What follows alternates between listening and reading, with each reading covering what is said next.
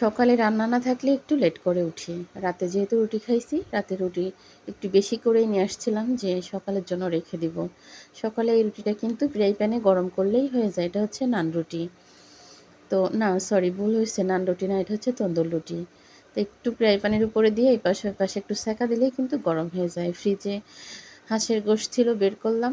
এটা কিন্তু রাজা হাঁসের গোশত। রাজা হাঁস, চীনের হাঁসের গোশত কিন্তু খেতে অনেক মজা লাগে। আপনার ওই যে পাতি যে হাঁস, ওই হাঁসের থেকে এই হাঁসের গোশতগুলা আরও বেশি মজা লাগে। পাতি হাঁসের গোশত আমার ওইভাবে পছন্দ না, কিন্তু রাজা হাঁস, চীনের হাঁস এগুলো আমি অনেক বেশি পছন্দ করি।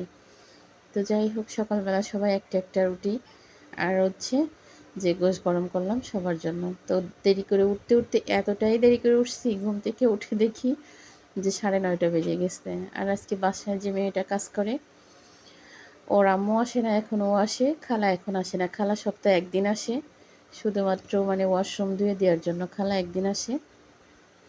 আর প্রত্যেক দিনই খালার মেয়ে আসে, ও চলে আসে 10টার দিকে। আজকে ও আসেনি এখনো। তো আর কি করব, উঠে রুটি গরম করলাম, গোশত গরম করলাম, করেই কিন্তু সবাই মিলে একসাথে খাবার নিয়ে বসে গেলাম। তবে হাঁসের গোশতটা রান্না কিন্তু অনেক মজা হয়েছিল। আমি রান্না করিনি, এটাও কিন্তু আমার যা রান্না করে দিছে। তবে ওর রান্নাটাও অনেক মজা হয়। মাঝে মাঝে হয়, সব দিন হয় না।